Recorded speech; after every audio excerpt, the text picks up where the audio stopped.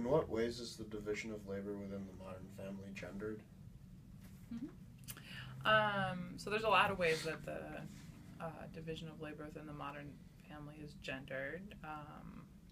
First is in the distribution of household labor and how that relates to paid labor outside the home, right? The kind of who does what question of what we call reproductive labor, right? The work it takes us, whoever's in our family, to get out of the house. So feeding, bathing, washing, maintaining the household or the apartment, all those kinds of things. And women continue to do the bulk of that work, even in environments where the female head of household makes the same as the male or makes more. And so that is interesting, right? These are patterns that are set up way earlier in industrialization, but they tend to continue, and they continue for a variety of reasons. Some are which are related to, patriarchal ideas, some of which are related to men's resistance, some are which are related to women's refusal to kind of give up control of the domestic sphere, even when their interests might be better served by doing that. So there's a lot of forces that sustain inequity in the household that has consequences in the workplace, right? Because if I'm doing the lion's share of work at home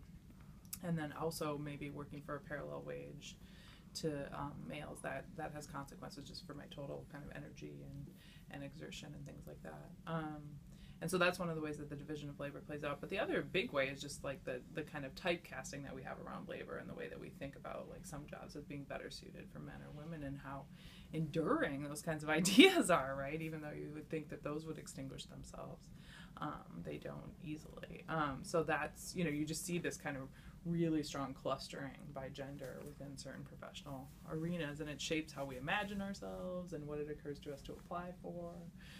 One of the other ways we see it is around self-evaluation. So males continue to kind of put themselves forward earlier in their preparatory process than do women. So some studies will say, men will apply for something when they're 80% ready for that position, and women will apply when they're 100%, 105% ready for that position. So it has consequences for how you compete, when you compete, the tone in which you talk about yourself, present yourself in a resume, a cover letter, those kinds of things. So there's many ways that division continues and kind of filters into labor markets. What sort of work are women more predisposed to performing in the labor market?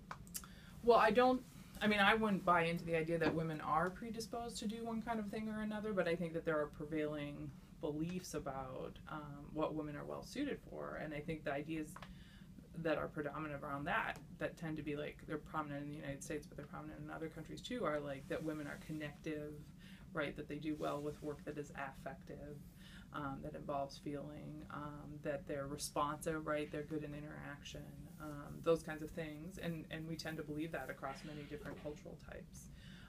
Similarly, that men are good at work that engages the body, maybe even abuses the body. Men historically have been believed